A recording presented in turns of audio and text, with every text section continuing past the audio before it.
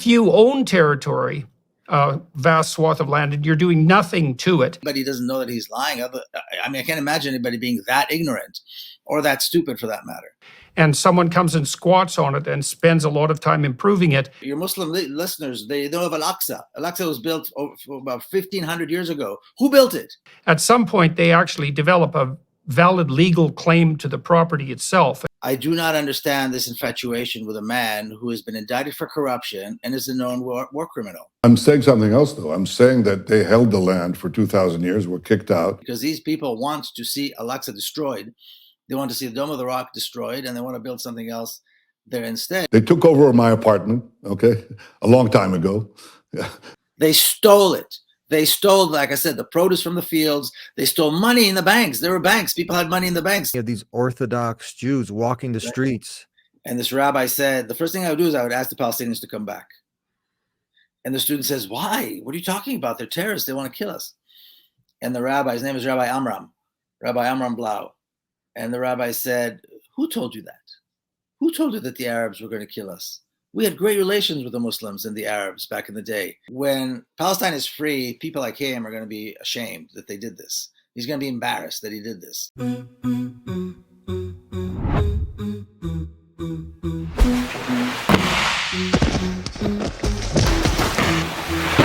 me introduce you to my faith.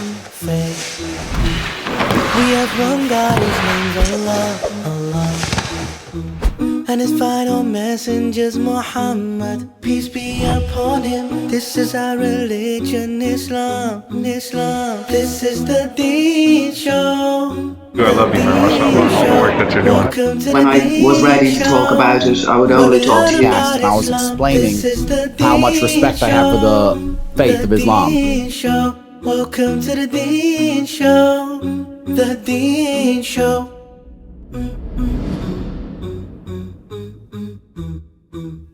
Assalamu alaikum, greetings of peace. How you guys doing? Welcome to the Deen Show. And my next guest, Miko, is an Israeli-American activist, author, and karate instructor. He's the author of the book General Son, A Journey of an Israeli in Palestine and Injustice. His grandfather was one of the original signers of the Declaration of Independence.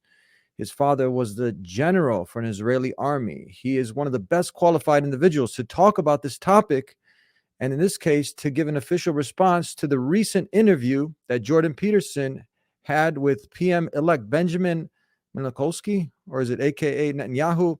And after this interview of ours, if Jordan Peterson is really a man out for any truth, you'll see this man, my next guest, Miko, on his show with your petition and voice. Let's bring out Miko. Miko, how are you doing? Good to be with you again, my friend. I want to thank you for taking this interview on such short notice. I know you're very busy, and I appreciate that. Let's get right into it. I want to start off with your response to the recent interview. If you own territory, a vast swath of land, and you're doing nothing to it, and someone comes and squats on it and spends a lot of time improving it, at some point they actually develop a valid legal claim to the property itself. And so there seems to be something intrinsic to our notion of valid ownership, that if you're going to occupy a territory, you actually have to do something with it that's productive. And so that's at least part of the claim you're making at the moment, to buttress the notion that the Jewish people have a valid claim to the present territory. There were a lot of movement back and forth, but the Jews have actually taken the land and made something of it. Well, I'm saying something else, though. I'm saying that they held the land for 2,000 years, were kicked out. The Arabs came and conquered it and immediately lost it to others and did nothing with it. The others did nothing with it. So it was basically, they took over my apartment, okay, a long time ago. The guys who took over, who basically kicked me out, were kicked out themselves. The apartment was left barren. And many decades, in this case, centuries later, I come back to this barren mess, okay, this ruin, and I build it up back, and I not only improve it, I not only make my ownership based on improvement, but that nobody else did anything with it. There was no someone else. There practically were no tenants there. That's my argument. You got a chance to listen and watch the interview, Miko? Yeah, I don't understand this infatuation that Americans have with Benjamin Netanyahu. I mean, he was on Peterson's show, he was on Bill Maher's show, he was on the networks recently talking about all kinds of things, including Russia. He was on Joe Osteen's show. He's got this mega church. I do not understand this infatuation with a man who has been indicted for corruption and is a known war criminal. He's got more blood on his hands than I think almost, than anybody could possibly even imagine. He is anti-Arab, anti-Muslim, anti-Christian for that matter. If the Christians are Palestinians, of course, and excuse me. And I do not understand the infatuation with this man. What is it that they find in him? Why do they allow him to spew these ridiculous lies? I mean, anyone with a little bit of common sense can refute all of those ridiculous arguments that he just made about the land being barren and empty and the Jews holding it for all these. This is complete nonsense. This is a historical nonsense. And the problem is not that Netanyahu is spewing these arguments because he's the one that he's the criminal. But why are they allowing him? Why is Jordan Peterson allowing him? Why is Bill Maher allowing him? Why are the networks allowing this criminal and they don't even challenge him? Fine, you're going to interview a guy like that. Challenge him. Challenge him on the truth. Challenge him about his corruption charges. He was indicted. Challenge him about the fact that for more than a decade, he was governing. He was prime minister of Israel when horrific war crimes and abuses of human rights against the Palestinians were taking place. That is the problem. The problem is the people interviewing him, not challenging him and allowing him or giving him a platform to continue with these lies, knowing fully well that he's lying. There's no way anybody doesn't know that he's lying. I mean, I can't imagine anybody being that ignorant or that stupid for that matter. So this is the problem. The Americans have this infatuation with this man, and they're allowing him. They're giving him a platform. He's not even the prime minister yet. He hasn't been sworn in yet. He was elected, but he hasn't been sworn in yet. So this is what I believe is the issue here. So you said anyone with a little bit of common sense. If you look at his track record, somebody who was indicted, who's known to lie, and now he's kind of making up his own history here. He said someone with some common sense can go and do some research, and they can themselves unfold all of these. How many lies do we have here? Well, it's impossible to count. I mean, we could spend days, hours and hours refuting every single lie. It's all based on lie. The entire premise that somehow Jewish people have a right, some kind of a right to Palestine is, first of all, is absurd. But historically, to say that there was nothing in Palestine for 2,000 years, Palestinians have built cities and towns and an economy and a culture and agriculture all of this time. I mean, your Muslim listeners, they know of Al-Aqsa. Al-Aqsa was built about 1,500 years ago. Who built it? Who cared for it? Who's maintained it? This magnificent structure. And if anybody has not been to Jerusalem and seen it, I strongly encourage people to fly there and see it and to pray there. It's a magnificent structure. Who built it? Who built the cities of Tabariya, of Jaffa, of Haifa? Who built these cities? He mentioned there was one city, I think in the interview, one city. So that right there, this is for Jordan Peterson. I'm sure he'll watch this, God willing, he'll watch this. And now he's got to look at the facts. If there's any ounce of conscience, his soul is awake, if he's a person of principle, of some integrity, we're giving facts. So you can go look it up. So this is the person that he decided to bring on. He didn't challenge him. And now you're giving these facts. This is academically, people can go look this up now. So he mentioned something about I believe it was like one city. You're naming a bunch of cities here that were developed, where they're farmers, there were ports. Please explain this to us. We've been told that they're out to kill us all. Assalamu alaikum, brothers and sisters. We went to the streets to ask Americans about Islam. Here's what they said. Do you know anything about Islam? No. Do you know anything about Islam? No, sadly. Do you know anything about Islam? Not really. Do you know anything about Islam? No, sorry. Do you know what Islam means?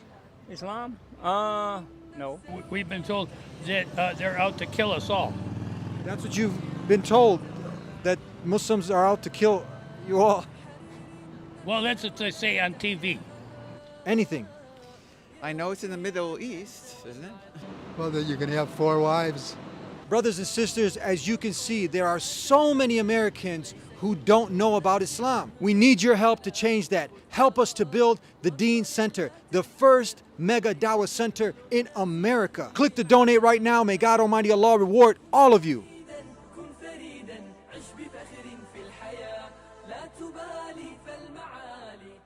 Palestine, you know, there's a claim that the Zionists came, or the Jews came and made the desert bloom in Palestine. They stole a country that was in full bloom. They stole entire cities. They stole produce from the fields. Palestinians were exporting cotton. They were exporting olive oil. They were exporting barley from the Nakab in the desert. Well, you know, it's a very, the desert in the south. I mean, Palestine was a thriving economy. The cities of Jaffa, Lid, Ramle, Bir Sabeh, Tabarya, Haifa, all of these cities were already in existence, and most of them were actually built by Palestinians during the Muslim time. Some were built even before that. The city of Gaza, you know, has been inhabited for thousands of years. These were there was cultural centers, universities, schools, hospitals, homes, like I said, an industry, an agriculture. They came and they stole a country that was blooming, and then they had the audacity to say they made the desert bloom. That is complete nonsense. If there's any legacy to what the Israelis did to Palestine, is destruction. And again, Jordan Peterson, by the way, visited Palestine recently, and he went on a tour in Al-Aqsa, but with the Jewish settlers, with Zionist settlers. He took a tour of Al-Aqsa, desecrating Al-Aqsa with these violent, racist liars. He did that with Ben Shapiro, you know, and they were hosted by these settlers who want to see, by the way, Al-Aqsa burn, but that's a whole other story. And to build some kind of a hoax, I don't know, some kind of a temple that they, you know. But I mean, this is terrible. He also had the Israeli ambassador, former Israeli ambassador, on Dermo there before on his show. This constant desire to promote these lies is the problem, and Americans' willingness to listen to them and accept them and not challenge these people. That is, I think, a very serious problem. If you want to be fair and balanced, how difficult or not so difficult would it be for Jordan Peterson take another trip and to go just cross over? How many minutes how long is the journey for him to go and speak to the people on the ground and to get the other side? He was there. Palestinians are everywhere. All you have to do is go with the, So he's there. All he has to, I mean, to go into someone's house, to sit with the locals, to sit with some of the people there, be it Christian Palestinians, Muslim Palestinians, people on the ground. How hard would that be? It's not hard at all. I mean, it's the easiest thing in the world. There's nothing hard about it. There's nothing. Did he do that on that trip? No. Okay. I mean, the fact that he was willing to go on Al-Aqsa with settlers, with Zionist settlers, whose objective is very clearly stated. And by the way, these settlers are now going to be in the next Israeli government, which is extremely dangerous, because these people want to see Al-Aqsa destroyed. They want to see the Dome of the Rock destroyed, and they want to build something else there instead, based on some, ancient mythology. The point is that it is extremely dangerous that these people are being given, that Netanyahu is being given a platform where millions of people are watching this, and for some reason nobody challenges his lies. Nobody challenges this mythical narrative.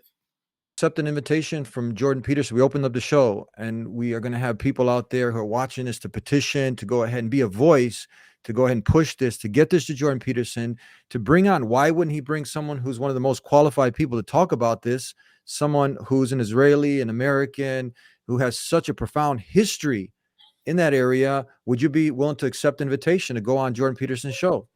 Yes, of course I would.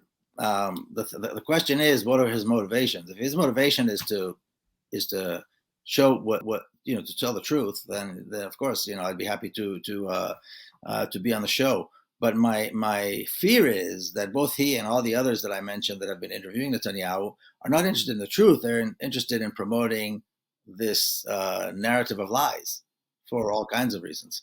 That is the problem. Of course, I'd be happy to come on these shows and describe, or there are plenty of Palestinians as well that he could invite and would describe and very clearly show that what Netanyahu is saying is all lies. It's complete fabrication. Palestine was a thriving country, and they stole it and they destroyed it and they kicked out and they kicked out and continue to kick out the population. Here are a few other things that were brought up, that Arabs actually migrated and then became Palestinians. Well, everybody at one point migrated from one place to another and became something. So it's not like, It's in the essence that and Palestine didn't exist till recently. That Palestine did not exist. The Arabs came, then okay, Palestine. well, here's what I suggest. Okay, there's an excellent book by a historian, Nur Masalha, called Palestine: A 4,000-Year History. It's all there. He shows very clearly that the ancient Egyptians, the Assyrians, the Greeks, and on and on and on, every great empire that ever ruled that area referred to that country by the name of Palestine, or some versions of the name Palestine. And this is a historian who's academic. Yeah, this is history. What's his name? He shows Aristotle. Aristotle called it Palestine. He shows Herodotus, called it Palestine. He shows the Egyptians, who called it Palestine. His name is Nur Masalha, and the book is called Palestine: A 4,000-Year History. And the thing is, the problem is that often when people talk about the history of Palestine, they go back 75 years, they go back 100 years, go back 4,000 years, like this, like Nur Masalha. It's a very 4,000 years. Yeah, and he shows very clearly that Palestine was referred to by that name going back almost 4,000 years by all the different empires. It was, and he shows, of course, empires come and go, and populations migrate. That happens everywhere. That happened in Europe. It's like saying, well, the French are not French, or I don't know who is. That's not the point. The point is that Palestine and Palestinians were in existence, were thriving, they were building everywhere from the south in Gaza and the Bedouin in the southern part of the country, the Naqab, all the way to the north to the Galilee. Of course, Jerusalem, there are ports. The port of Akka has been a well-known port going back throughout history. And this had nothing to do with Jews. It had to do with local Palestinian population. There were Jews, there were Christians, there were Armenians, but for the bulk of the last 1,600 years, Palestine has been an Arab Muslim country, and it was thriving. This whole notion that there was nothing there is a complete fabrication. And not only it's a fabrication, in 1948, when the Zionists conquered Palestine, they stole it. They stole, like I said, the produce from the fields. They stole money in the banks. There were banks. People had money in the banks. People were working. There was an economy. They stole millions of dollars worth of money. They stole cars. They stole buildings, hospitals, entire cities. Can you imagine? They come in, they kick out the people, and there are cities. Jaffa, Haifa, like I said, all these cities that I mentioned earlier. Not to mention, these cities. Some of these cities go back, as far back in history as we can even look up. But it's very clear that there's a complete fabrication in order to justify the crime of theft and killing, and this they do supposedly in the name of Jewish people. Tell me, is it, when you look into the migration that happened with many of the PMs there, like Netanyahu, was originally his grandfather's name Milanowski, and many of the other PMs, they changed their names. They migrated from places like Poland, from Russia, from other places. All of our grandparents immigrated. And Netanyahu is a little bit older than I am. His parents migrated. My grandparents immigrated throughout the last 100 years. That's when the Zionists came to Palestine. And did they have different last names? Oh yeah, they are. Yes, many of the people changed their names. My father too. I mean, many of the Jews that came to Palestine, part of their narrative was to change their name from kind of Jewish European, perhaps, or even Jewish Arab sounding names to this new thing, which is an Israeli name, which sounds different, And so they call it Hebraizing the name. They do it to cities, they do it to streets, they did the entire country. They took Palestine and they renamed it Israel. And so they took their own names, sometimes Jewish names that have a very long and interesting history back in Europe where they came from, that goes back a very long time, and they changed it, completely disconnecting themselves from their own Jewish history, by the way. And you see, it's very, very interesting, because when you've talked to a lot of people on the ground there, the Palestinians, you don't see much migration just happening maybe from one village to another city in that area. But, people are great grandfathers, their lineage is all linked back to Palestine. let me tell you a story. I was born and raised in Jerusalem. My grandparents, came as colonizers in the 1920s, and so I am, I'm a dual citizen. I have an Israeli citizenship, and I can go. And I've been gone for a long time, but I can go back and live there tomorrow if I wanted to. I have Palestinian friends whose families in Jerusalem go back 800 years, go back to the days of Salah ad-Din sometimes even before that. It's constantly the same family in the same part of the city going back that far back. If they leave, now they do not have citizenship.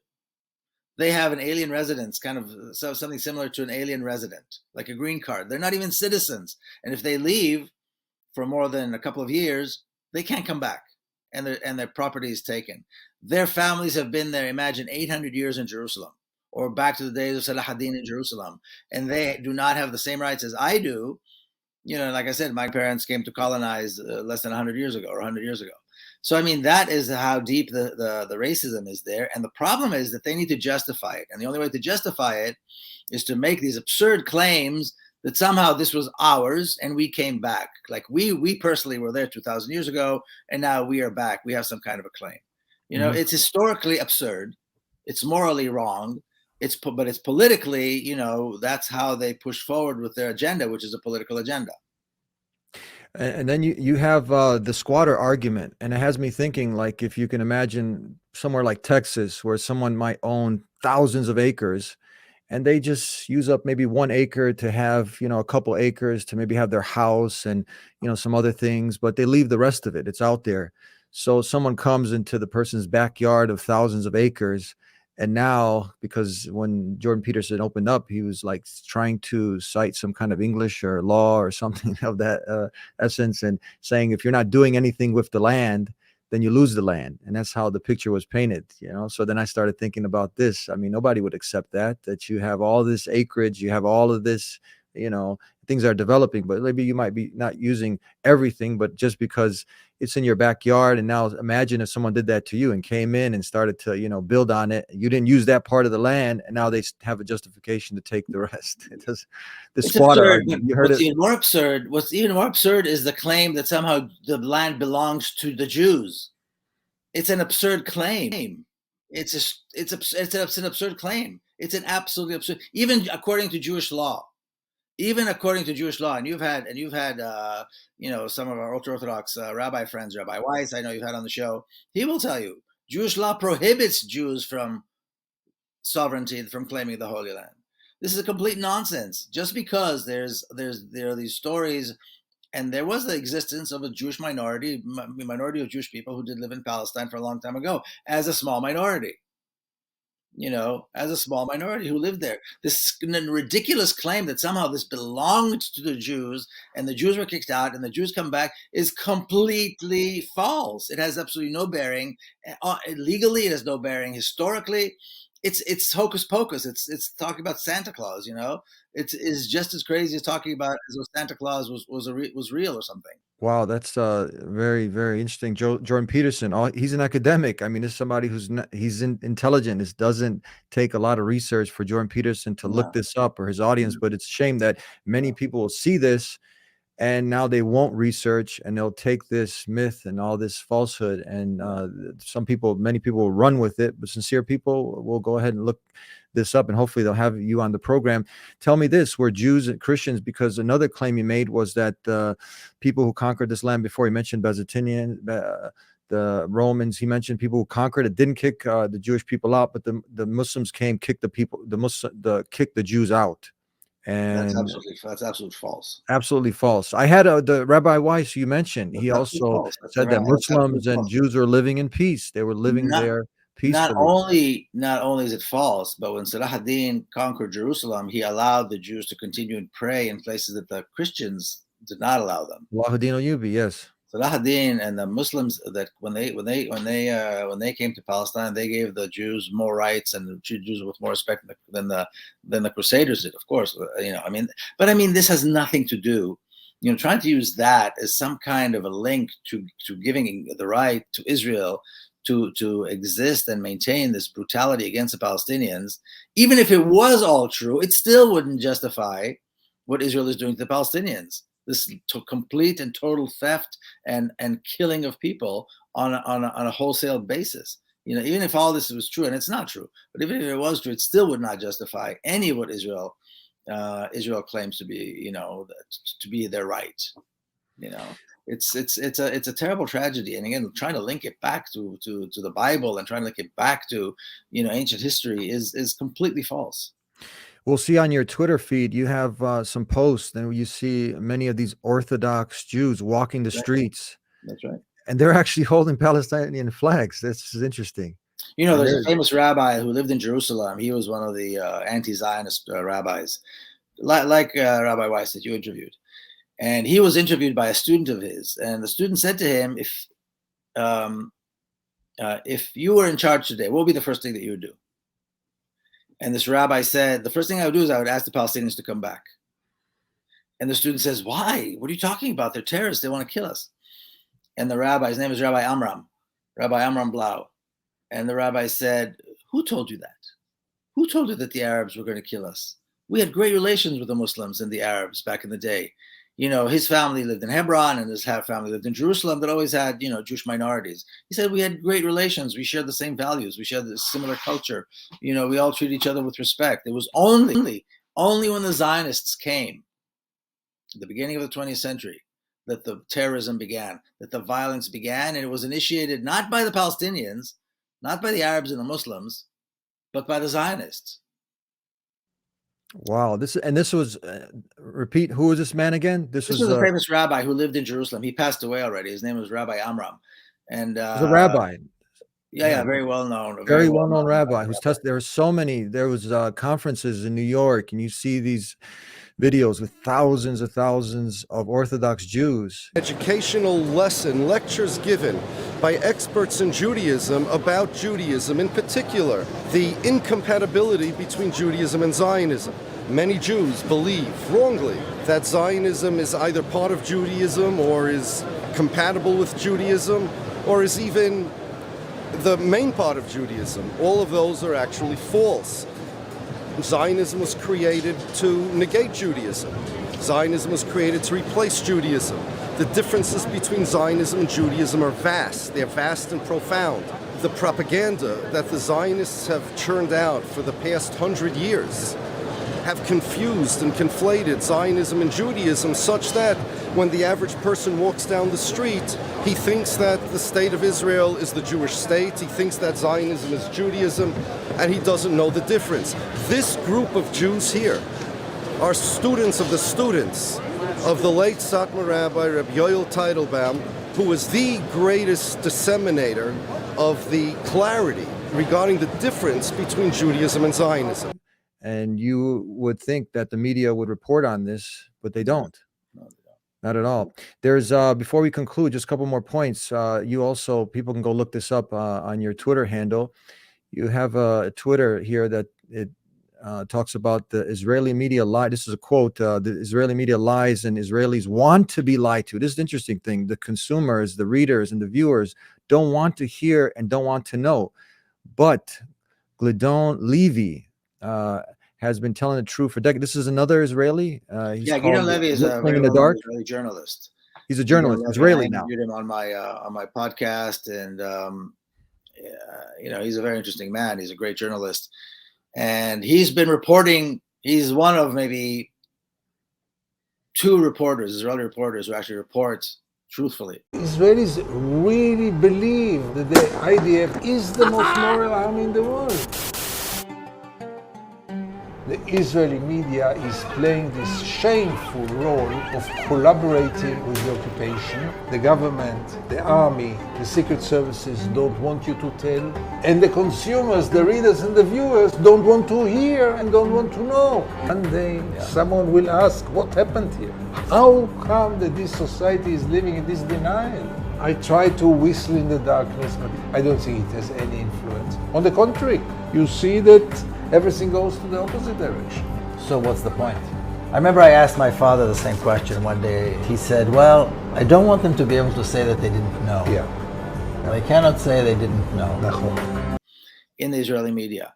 But Israelis are not interested. I'll give you another example. There's a movie that just came out. It's on Netflix called Farha.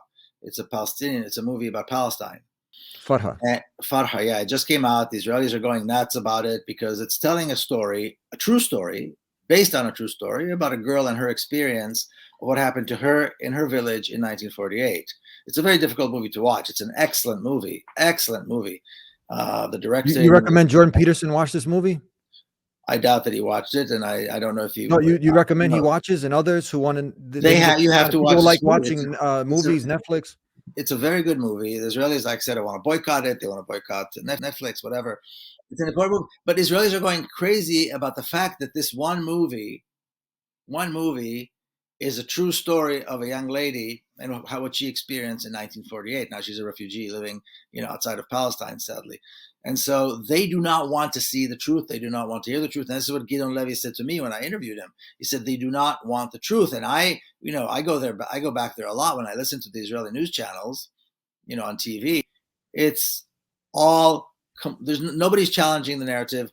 There's no voice of dissent. Everybody's agreeing. Everybody wants to see more Palestinians die. Everybody wants to see more Palestinian land taken. It's really tragic. And it's tragic that people like Jordan Peterson give a platform to a criminal like Benjamin Netanyahu. That should really be the bottom line. All right, we're out of time. Tell me just last closing comments for the person who's out there, who's confused. They want to know. They watched that interview. They're watching this. They want to know more. What else? We've uncovered many of the lies. And if someone builds their case on a lie, the history of him being indicted, and you have so many, he was charged, and you got so much baggage, here, of lies and lies built, and then here a whole history of lies. It's not history, it's his history, and you dismantle many of these arguments. And now for someone out there, what advice do you have for the average American? You said with their infatuation with this person, they're bringing him on all these shows. What do you have to say to them before we give the final message to Jordan Peterson? Well, Americans give $3.8 billion to Israel for absolutely no good reason. It's the biggest foreign aid package any country gets. And Americans need to know what is being done with their money and why it's being sent. They need to be educated. So, there's your show. They can go on MikoPeled.com. There's articles and interviews and videos. They can sign on to my podcast. There's lots of stuff. There's lots of books. They should definitely, if they're interested in history, the book I mentioned, Palestine, a 4,000-year history, is an excellent history book. There's so much material out there that it's actually very easy to educate yourself today. It's very easy to educate yourself today. And then talk to Palestinians.